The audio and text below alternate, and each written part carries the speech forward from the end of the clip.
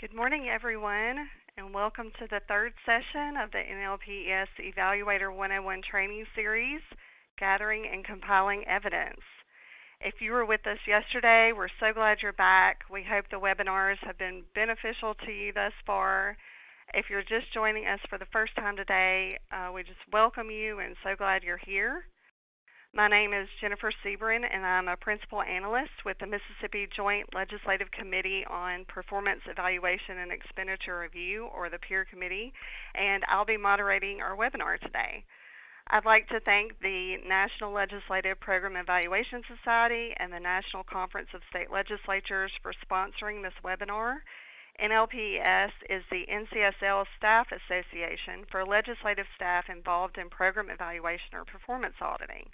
One of its key purposes is promoting professional development opportunities like this webinar for legislative staff. So we are pleased that we could bring this program to you today.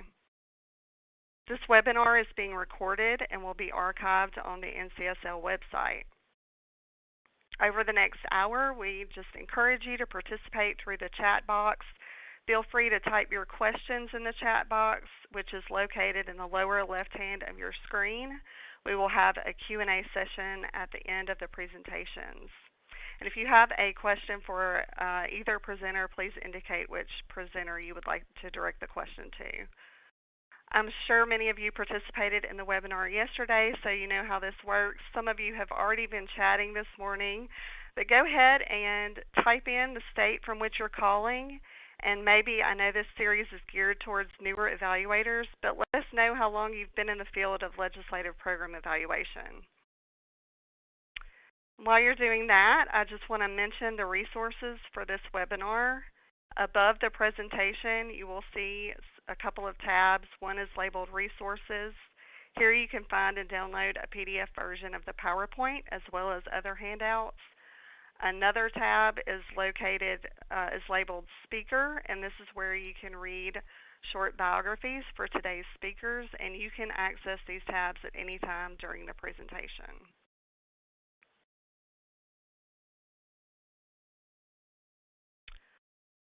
All right, looks like we've got a variety of states here and a variety of tenure.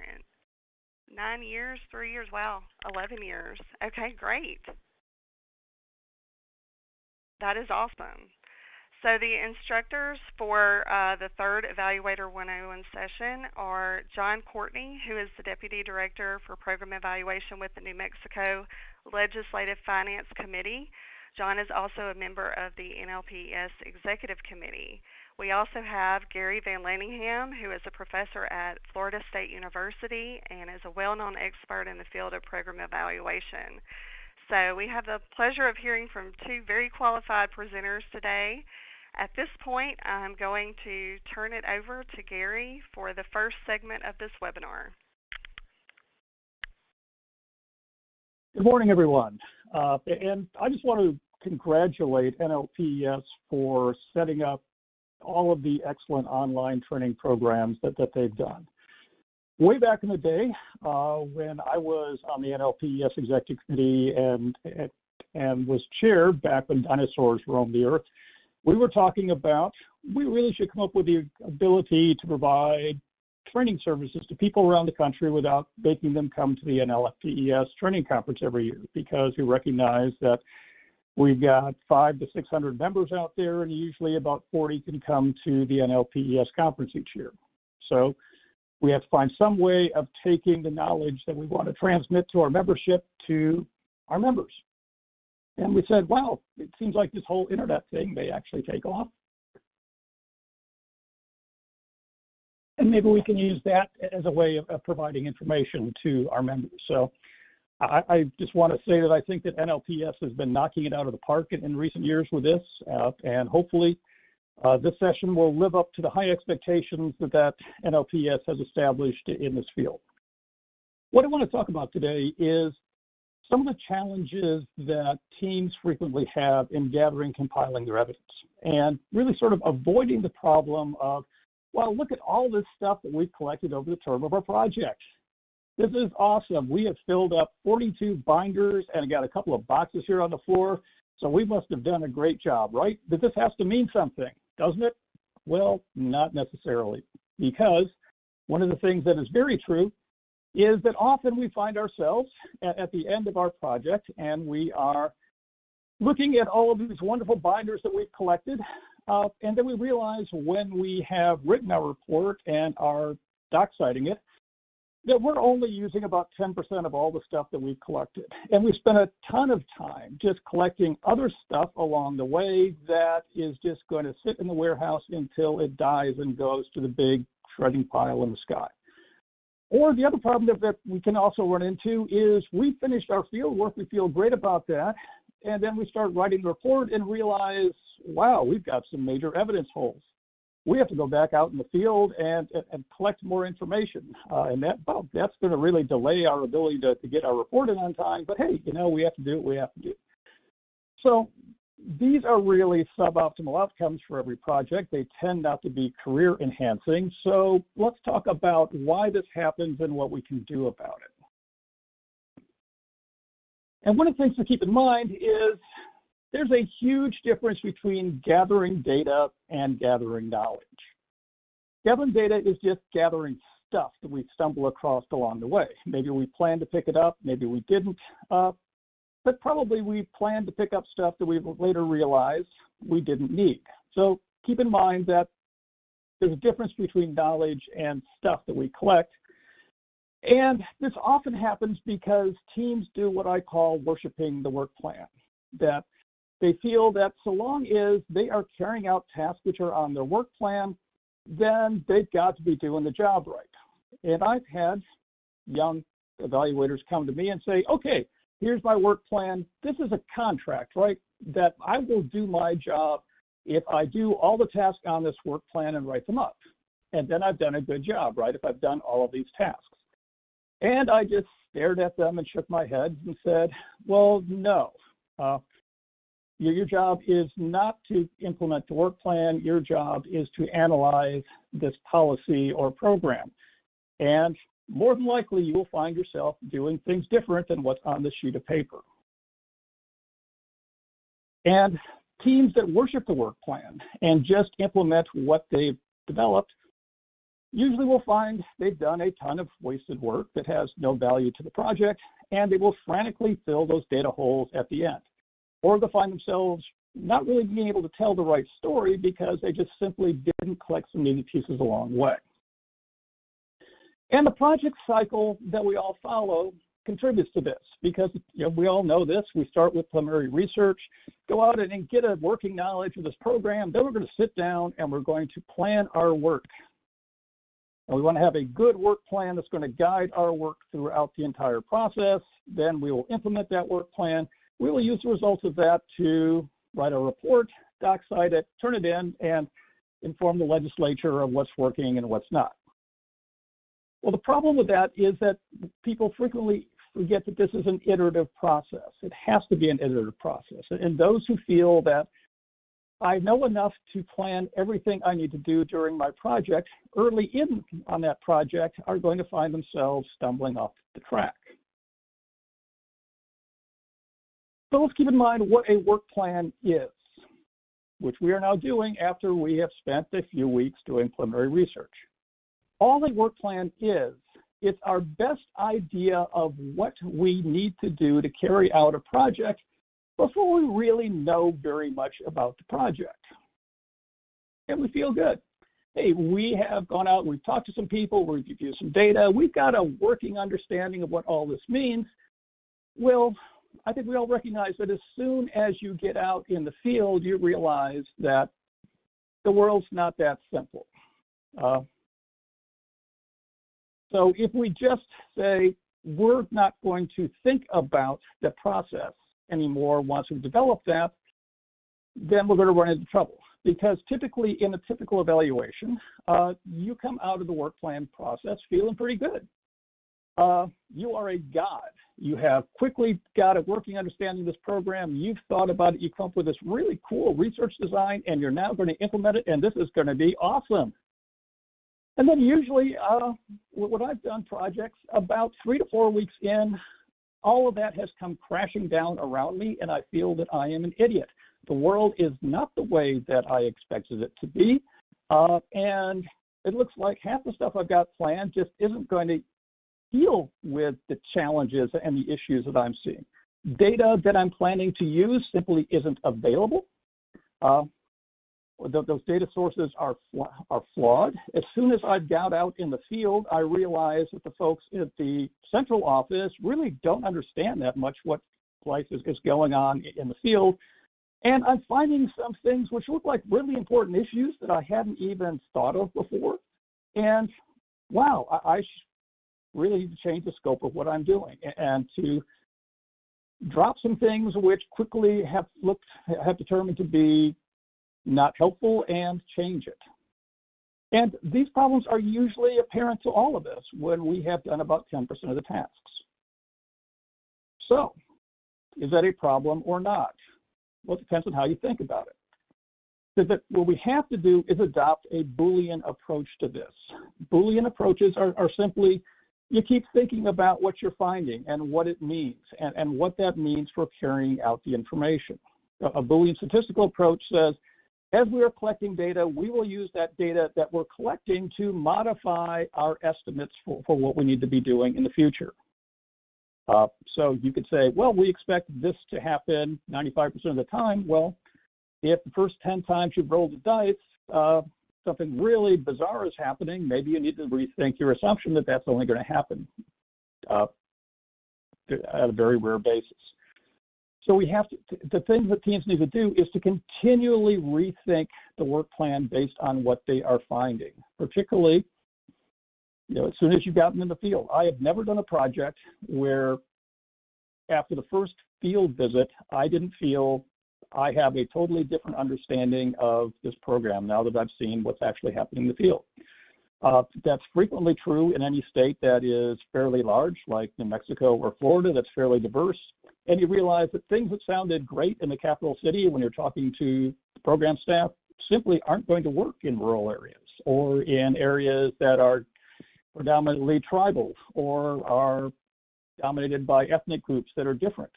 You have to think about that as you're going along and to change, then use that information to change what you're going to do. Key issues you always need to be thinking about are what have we learned so far? And given that, what do we need to do next? And it requires you to then continually eliminate unnecessary tasks and add new ones to reflect the reality of what you're finding. Teams that don't do that will end up leaving a lot of huge issues just unresolved and will also find themselves, hey, we put a survey out before we really understood the program, and 90% of these questions are not going to be useful. Think of the time that we've wasted doing things like that. So my advice to young evaluators and young auditors is keep in mind what a work plan is and don't make it more than it is. You have to continually update that and think about what that means. I would suggest that at least once a week, a team needs to spend a few minutes thinking about, okay, knowing what we do now, how do we need to change what we're planning on doing? Let me give you a couple of examples on why this is important. Back in the day, we did a project on the weatherization program in Florida. And while you may think, well, Florida, what is the challenge in Florida? Well, it gets hot and muggy in the summer. If you think it's hot and muggy in your state, try coming to Florida in the summer. And the concept was, okay, this is a program that is going to houses and helping them become more energy efficient. So we want to see how well it's doing that. And hey, we can come up with energy efficiency ratings for the things that they are doing. We could look at the energy bills of those houses before they've done things, and to look at the improvements in the efficiency ratings and come up with an estimated return on investment of how much money that we are saving the state when we have caulked windows or put more insulation in attics. And we felt pretty good that this was going to be a fairly straightforward project. We'll go out there, we'll look at records because the state was hiring contractors to do this work. So for every house, there was we knew that there was going to be a report of what they did, and we could say, okay, weatherization, They did this. They added 5 inches of insulation. We can do some cool stuff with this. And that sounded great until we went out in the field. And when we went out to the field, particularly in rural areas, we found that this program was not doing, well, let's top off your attic insulation. It was doing housing rehab, under the idea that, you know, this house would really be much more energy efficient if we fix this hole that's rotted in the floor. Or we actually put a window in this hole in the wall because the old window had rotted out. Or, hey, maybe we should fix this leak in the roof because wet insulation doesn't really make much sense. So the things that they were doing were really major repairs to very old houses that might have been built 100 years ago that may have had no insulation whatsoever. So could they have put insulation in the attic of a old wooden shack living, you know, of someone who'd been living there for 80 years? Yeah, they could. But wouldn't it make more sense to fix the hole in the floor? Well, given that that is what that program was actually doing in rural areas, there's no way you can come up with an ROI and an energy efficiency rating for fixing a hole in the floor. So for at least half of the state, we couldn't implement the program we had. So we largely abandoned that analysis and focused the report on things the legislature could do to modify the program to allow it to leverage the program funding, particularly in rural areas, to really meet the housing needs that were existing in rural areas of the state, which the legislature did. So, yeah, we didn't tell the legislature you're getting $5 for every dollar you're putting into it, but we were able to tell them, given the reality of the housing stock in Florida, here's ways where this program funding could have the maximum bang for the buck. Another great story about this is student loan programs in Florida. Back in the day, Florida had established a commission, and Florida was going to do its own guaranteed student loans. Rather than just relying on Florida, on the federal student loan program, Florida set up a commission and a unit which was going to go out there and sell this program to banks that Florida would back student loans for our students. And our idea was, well, let's compare whether the Florida program is doing loans the way that the private sector does, or are we doing things which is going to cost us problems in the long run? Okay, well, the methodology with that was clear. We would identify best practices in commercial loan guarantee programs, compare what Florida's doing to the federal program, identify any differences, and say, well, we need to up our game by doing this. Well, in the reality, when we went out there, it became very apparent that first, Florida was doing pretty much the stuff that other people were doing. There wasn't going to be a major finding about our loan approval process. But this program had been operating for 6 years. And they had done absolutely nothing at all to prepare for the day when loans start going into default.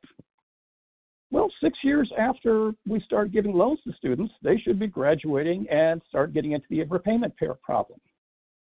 Well, that was getting to be a problem because about 20% of the loans that were coming through the system were in fact going into default.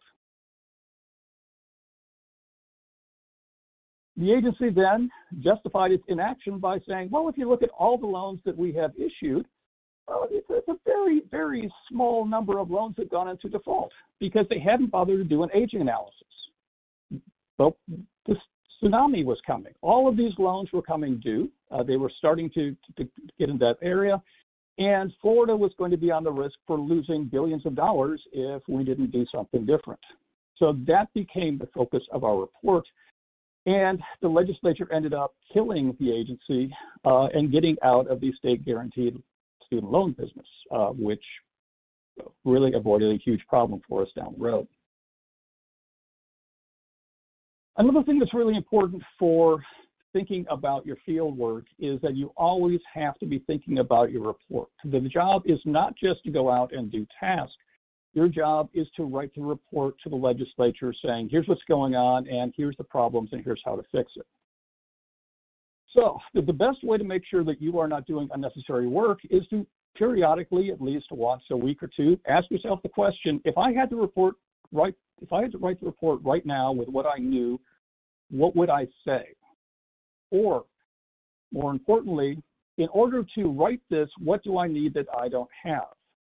Typically, if you're not thinking about this, you do a great job of documenting the condition, but you haven't asked people why it happens. And if you don't have an idea why that problem has occurred, because you haven't talked to people along the way about that problem, you're not going to have good recommendations. And in the worst case, you end up writing a recommendation that sort of says, someone should do a study of this and identify why this problem is happening and how to fix it.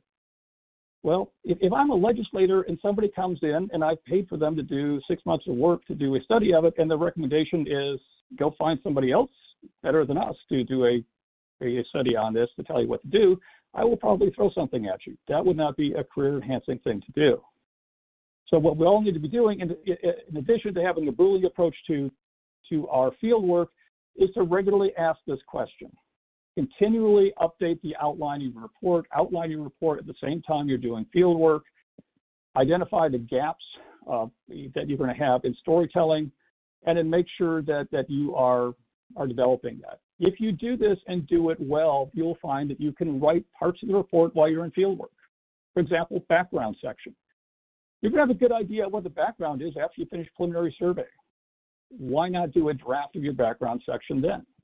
Are you going to have to update it? Of course. But at least you know, hey, I've got that part of this done. When you finish field work, start draft of a section, start drafting that. It will help you immediately identify what you don't have. And then also catch things like, hey, we could spend another month and we have a really nice table and exhibit in our report, but is that really what we want to be spending our time doing? So in addition to that Boolean approach, we also have to keep thinking about the report because that's why we're here. Okay, so I'm going to go ahead and turn this over to John, and he can talk about things that New Mexico is doing to really help in this area as well. Thanks a lot, Gary. Hello, everybody. Thanks for joining us, and thanks, Gary, for an excellent lead-in to discussing structuring and compiling evidence, which I'll do using a case study of a specific finding and recommendation from one of our previous reports. My name is John Courtney. I'm Deputy Director at the New Mexico Legislative Finance Committee, where I oversee our program evaluation unit. I've been lucky to be working at the LFC here in beautiful Santa Fe for about 10 years. And you might also know me as the immediate past president of NLPES. So let's go ahead and jump into the presentation. Today I'll be using a case study of a highly impactful finding and recommendation to take us through the process of using evidence and developing findings and recommendations. This process or framework that we'll cover, it's likely going to seem pretty familiar as it incorporates a version of the recipe many offices use in terms of identifying criteria, conditions, causes, effects, and recommendations. And to Gary's point on how a project changes as you dig into field work, and sometimes it can seem like the world is coming crashing down. We're also going to see how evidence collected in this project resulted in us changing the scope of the project, ultimately leading to the finding and recommendation that we'll discuss. We'll also spend some time towards the end of the presentation to discuss principles of evidence that many offices follow and how those principles were applied in this case study. For now, let's start with that impactful finding, which was from a report we conducted a few years ago on child care services in New Mexico. The one thing I'll say before we watch a quick video is that and I'll talk about this a bit after the video. To Gary's point, when we set out to conduct this project, we really set out to look at the impact of child care, particularly high-quality child care, on educational outcomes. As you'll see, the big impactful finding from the project ended up being a bit different. So let's take a look at some news coverage of that finding that broke after the release of the report. Here we go again. State lawmakers have audited how almost $100 million in taxpayer money for child care was spent on nearly 20,000 low-income children. The audit found it's possible the state is being bilked by more than $10 million, with state-funded babysitters, daycare centers, and preschools cooking their books and fudging their attendance numbers. The audit also questions whether these programs are actually helping kids get ready for kindergarten, and if CYFD knows how to oversee the money it's handing out to these programs. But there was something else in that report that's downright frightening. Evidence that CYFD has registered homes as child care providers that have the same addresses as registered sex offenders. Here's News 13's Alex Goldsmith with how CYFD dropped the ball. Jess, CYFD says it's an issue they're solving, but some lawmakers are wondering how it happened in the first place. A lengthy report from the Legislative Finance Committee uncovered a lot of issues with how child care for kids in need is being handled. But perhaps the most glaring one is where some of those kids were being taken care of. Babysitters can get reimbursed for taking care of other people's kids if they register with the state. We check their background when we register them as recipients. Primarily, the registration is to make them qualified to receive the food care services. But there's a problem. The addresses of those homes aren't checked against the sex offender registry. Auditors found 3 Albuquerque area homes of providers approved by CYFD were also the home addresses of registered sex offenders. The revelation infuriated some lawmakers. It should have never been the case. It would never be a safe situation to have those kids in those homes with sex offender. We immediately responded to that. It was of great concern to us. CYFD Secretary Yolanda Berumendenes says her department is working with DPS to fix the problem. What we are doing now is working towards a fully automated system by the end of the year where we will be able to regularly cross-check against the sex offender registry. Now, as for the homes themselves, CYFD refused to tell us where they were located specifically. That means we don't know what the sex offenders living in those homes were convicted of doing. Back to you. Okay, Alex, the audit also dug up another concern. A number of state-funded child care providers are directly across the street or next door to registered sex offenders. Right now, there are no laws restricting where sex offenders can live unless they're on probation.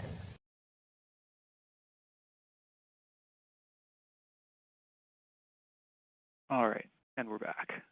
So how did we get there? Well, let's start with some history on the project.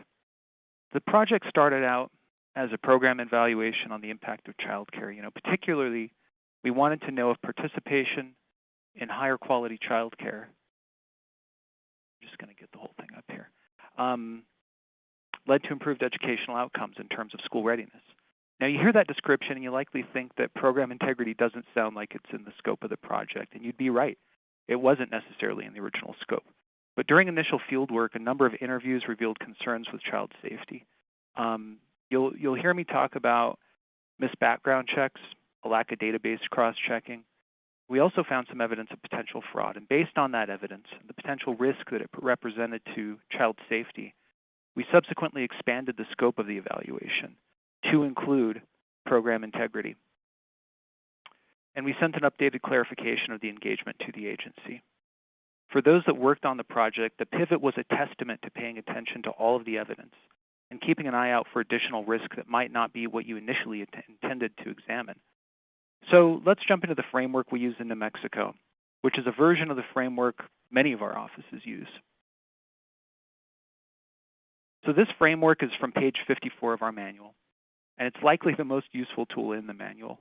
If it looks familiar, it should, as it contains the common elements of a finding, including criteria, condition, cause, recommendation, and impact. So we'll work through the finding referenced in the news story and discuss the role of evidence in each component of this framework. Before we jump into that, this is a picture of my desk where I'm sitting right now. You see a few happy plants, you see a mask hanging off the screen there, and if we zoom in, the process for developing findings and recommendations is always by my side. I ask my staff to do the same. Many of you know or probably heard of Wayne Kidd, who's formerly at the Utah Legislature's Auditor's Office, and he used to give a really great presentation comparing the evidence needed to build a good finding and recommendation to the ingredients in a cake. If you're missing an ingredient or you don't have the proportions right, you're going to end up with something that's not quite what you were hoping for, and that can happen. So let's take a walk through the framework, starting with that first component of establishing your criteria. So think of this as asking the question, what should be? This is your criteria for comparison of the current situation. One of our criteria for this study was that according to law and best practice, agencies should be ensuring background checks are conducted and should be cross-checking databases to ensure that certain offenders, including sex offenders, don't have contact with children in child care centers. Now, depending on your project, your standard may be a statute, administrative code, where you're asking if your agencies are being compliant. You might be looking at a program where compliance isn't your only concern and you want to know if a program's following best practices, how they're performing. You can pull in criteria for comparison from historical trends to look for improvement or deteriorating performance. Are there national standards available or comparisons from other states? On this ingredient and on others, you're also likely to find good criteria from other studies or evaluation offices. For the current study, you can see a screenshot from one of the initial documents we obtained suggesting issues with performing background checks at child care centers. This illustrated noncompliance with administrative code and wasn't in line with best practices, as you might guess. Upon pulling a representative sample of those reviews, we found enough evidence to move forward with expanding the scope to include program integrity.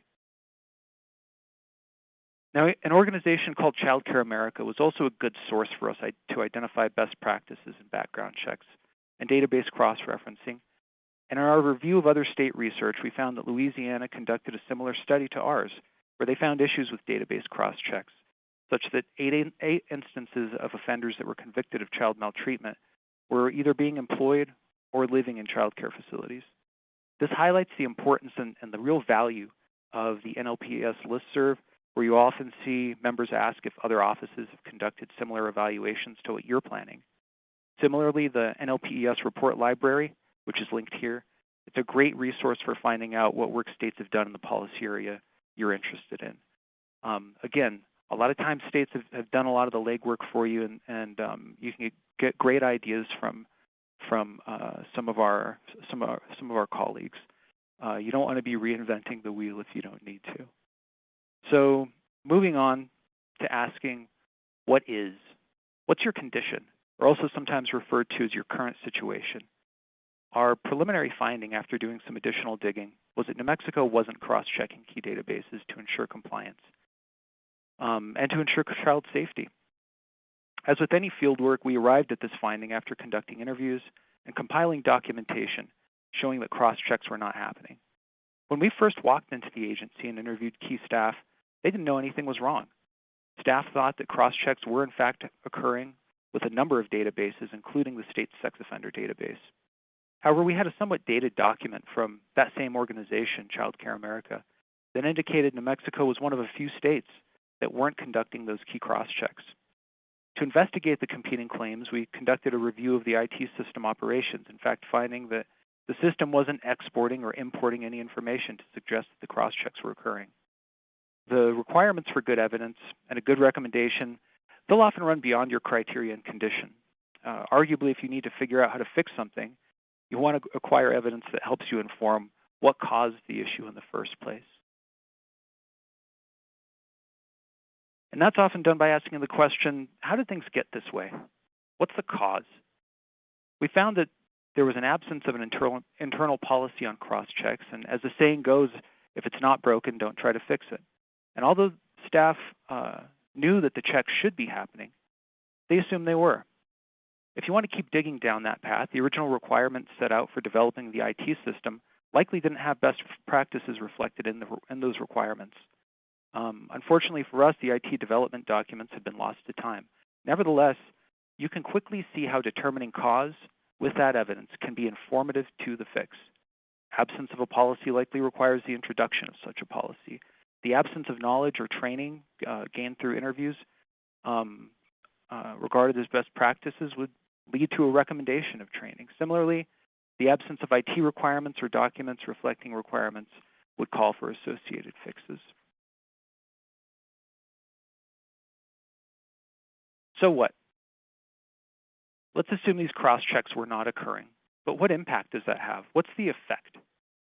Well, the potential impact could be disastrous, but we shouldn't assume that things are fine, nor should we assume the worst. If you can't get to the effect through the use of evidence, the best you're doing is guessing at the risk based on the other components and the evidence that we've compiled to this point. In other words, to bring back the metaphor we were using earlier, your cake might not end up where you thought it would. So for this item, we conducted our own cross-check of addresses of active child care providers and the sex offender database. Now, this might sound like we would need a special software to conduct the analysis. We thought so too. We thought we might need to look into buying a new software, but the tool that ended up working best for us was Excel. We had a program evaluator that was able to use some Excel formula magic to identify 3 matches. Now, some evidence can wait for the report to go out. Some evidence, you can't sit and wait for the report to be released. And the fact that we found these cross-checks, these problems through these cross-checks, and the potential of 3 convicted sex offenders living in CYFD-approved home child care facilities was of great concern. So we immediately communicated that information to the agency, who sent investigators out the same day. The investigators confirmed the offenders were living on the premises and pulled the licenses of the 3 providers on that day. So how do we fix this to make sure that it doesn't happen again? So we, of course, recommend that the agency needed to start performing cross-checks on a regular basis and investigate matches to ensure child safety. In the video, you heard the secretary of the agency saying they were working on a fix and it could likely take a few months. In the absence of immediate IT solution, we actually provided the method we had used for our own analysis. We also recommended that the legislature should consider amending law to restrict where such offenders would live. The agency was able to implement an IT solution relatively quickly and have been running said cross-checks since the information was sent over to the agency. We were able to make an immediate and lasting impact because we checked all the boxes in our process. All the ingredients in the recipe were present. But of course, this isn't all there is to it, and our time today is too short to talk about how to ensure validity and reliability in your evidence, types of evidence, to discuss hierarchy of evidence. But before we're done, I do want to spend a bit of time discussing principles of evidence in the context of this case study.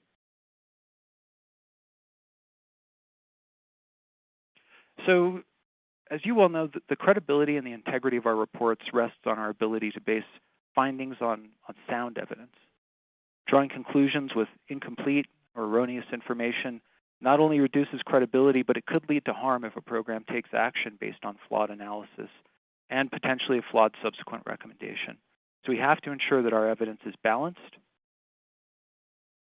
We're using different methods to ensure convergence, and that we're using directly obtained evidence whenever possible, as opposed to relying on secondhand sources or indirect evidence.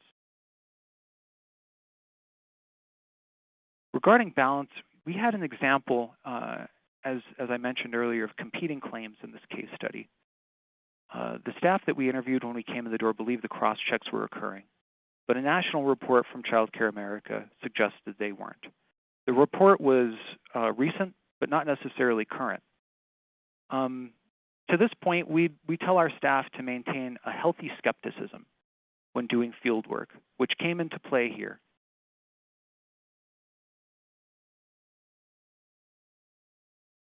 Regarding convergence, that Child Care America report, again, was recent but not current.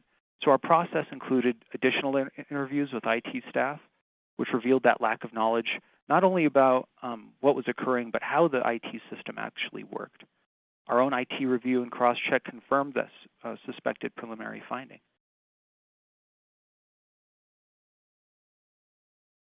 And then finally, on hierarchy of evidence, go to the source whenever possible.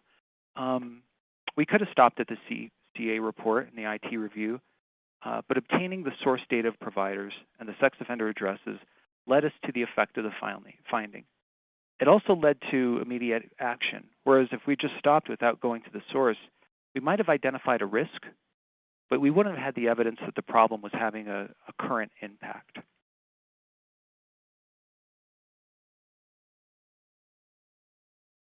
So one of the things we'll often ask in our reports is, did we go far enough? Did we gather enough evidence? To reference the mountain and boxes of evidence that that Gary referred to. This is a question that I like to ask post hoc. After your report is done, what more could we have done? And really, is it in our wheelhouse to kind of take things to the next step? It's an interesting question, and I want to play an example of where the news kind of went a step further and took our findings to do a bit more digging. Now, I'll say that what my view on this, if we had gone and kind of done the additional identification of people and included that in the report, I don't know that that would have added a ton of value. In fact, I don't think it would have added much value to the solution or the recommendation. But if we'll go ahead and play video 2, please.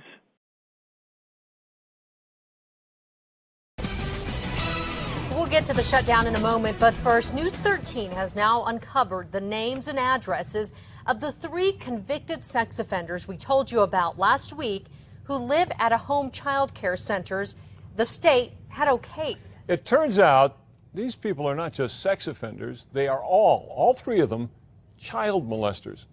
13's Alex Goldsmith went to those 3 daycare sites to ask the operators what the heck were they thinking. Alex? Dick, it appears all of the sex offenders were related to the child care providers themselves. Neither of the 2 I talked to seemed to think the arrangement was a problem. Are you Judy? Yes. Judy Montoya shied away from our cameras today. I don't want to talk about it. I'm sorry. It's done, and that's all. Montoya was registered with CYFD to take care of low-income kids at her home near Lomas and Juan Tabo and get paid by the state for it. That is until June, when auditors discovered her grandson Philip Montoya was living there too. In 2002, he raped a 12-year-old girl at a slumber party and is now a registered sex offender. Was it safe? Was it a safe situation to have kids over here, Judy? Of course. You think so? Yes. Why? CYFD disagreed and revoked Montoya's registration. They also took away Isabel Barella's. I wasn't taking care of kids. It says you were a registered home provider with CYFD. I was just, I was feeding them. Her son Louis Barella was convicted of repeatedly molesting a young boy. You didn't think there was anything that was unsafe about the situation? No. Isabel said Louis only lived in a trailer on her property near Rio Bravo and Broadway, not with her. The audit also discovered a child care provider in Algodones housed Jeremy Calabaza, also convicted of sexually abusing a kid. CYFD says those 3 providers have had their registrations pulled. The problem occurred because CYFD did not cross-check the addresses of home daycare providers with the sex offender registry. CYFD Secretary Yolanda Berumendenes says it won't happen again. What we are doing now is working towards a fully automated system by the end of the year where we will be able to regularly cross-check against the sex offender registry. That same audit found there's reason to believe daycare providers around the state are overbilling the state by millions. Now, I've spoken to lawmakers who say CYFD needs more oversight. Back to you. Okay, Alex, obviously much more to come on that story. New Mexico is one of 19 states that do not have restrictions on how close sex offenders can live to schools and daycare centers. All right, and we're back. So I hope that you can see the value of following the evidence. Again, I think Gary made an excellent point that you don't want to be checking boxes on your work plan, on your project plan, and almost using that as a reason to have blinders on, so to speak. If you see something that you think is important, you've got to go with your gut sometimes, and you've got to follow that evidence to conclusion. If we hadn't done that in this case, we would have ended up with a really interesting report. And we actually completed that work and found that participation in high-quality child care wasn't impacting educational outcomes. But we may have missed the bigger finding an impact to child safety. And boy, I sure don't want to think about what would have happened had we done that, missed that finding, and those cross-checks still weren't occurring. So thanks for your time, and I think we've got enough time. I'll turn it back over to Jennifer, I suppose, to see if we have any questions. Thanks again. Thank you. Thanks, John and Gary, for your excellent presentations. We do have some time for a Q&A, so feel free to add any questions you have into the chat box. We do have a couple to kick us off, and this first question came in during Gary's presentation. I know, John, you talked a lot about, the change in scope in your evaluation, but this question actually came in during Gary's presentation. But it is, how do you balance updating your project plan based on new information, but also mitigating scope creep? So, well, I think that there are, let me give a shot at that. Well, there's always practical constraints that you're going to have to balance out, which is that, okay, if, like in John's example, we need to do something more, then we need to assess what that's going to require. How much time is it? Is this something that we can spin off as a separate project and still meet our legislative deadline, or is it something that we can accommodate by eliminating stuff that we don't really need to do anymore that sounded like a good idea at the time? Now, scope creep is something that we have to manage. But again, you use the same critical assessment of, is it really worth it to expand the scope in this area? What's that mean to our overall deliverables? Is this something that we have to do now, or can we do this as a subsequent project? So I think that, as John said, ignoring an issue which is very ripe for creating huge problems for the state isn't something we want to be doing. I think Gary hit the nail right on the head there. Not every project, I think, will allow you either to, if you find something that's extremely high risk or really compelling, to pivot or shift gears, because you may be doing a project that's very well outlined in statute, for example, and so you may have to find another strategy. So I think there's going to be kind of two questions that you ask if you find something that may expand your scope. One, does it fit under the current objectives as you've communicated to the agency? And if not, reaching back out to that agency and if the risk is high enough, letting them know, this is a big enough of a concern where we'll be expanding the scope or we'll be changing the scope. But certainly you don't want to blindside an agency with something like that, and want to keep them in the loop at all times. Yeah, that was part of another question in the chat box, is who should be notified if the project scope changes. You mentioned the agency. What about the committee members or anybody else should be notified when a project scope changes? Well, I think it varies. Certainly, a team should notify their manager because they will get into serious trouble if they say, okay, well, we're just going to stop doing this and do this instead. That's something that has to go through some internal vetting. And then for the rest of it, it really depends on who the critical stakeholders are. Ideally, you've built a relationship with the agency so that you can share some important findings along the way. You've built a relationship with key legislative stakeholders that you're keeping briefed through regular conversations. But again, you have to pay attention to what you're finding and what's going on. If you are suspecting, for example, fraud is happening, you probably don't want to say, oh, that there's some possibility of fraud, unless you've done some work to really say, yes, this is actually happening or not. So, it's the same due diligence you use in communicating and vetting all of your decisions. Okay, great. I just agree with that. Especially that last part when it comes to program integrity. Fraud is not a word to be taken lightly. And think of the processes that you have in place for communicating what work you're doing. When we are starting a project, we'll send out an engagement letter, and key partners and stakeholders will be copied on that letter, including the chairs of our committee, the state auditor. and we also have a monthly meeting of our committee where we update them on our work plan and in any significant changes. And I remember for this project, when we presented the work plan that month, we did let the committee know that we were changing the or expanding the scope on this project. Okay, thank you. Okay, we have another question. How do you handle a project when there is more evidence than you have time to review during a project with a hard deadline? And the more you look into an issue, the more problems you find. And I guess we'll start with Gary. Yeah, I'd say to an extent that is a nice problem to have. I'm a big believer in report series rather than trying to cram everything that you could possibly find into a single report.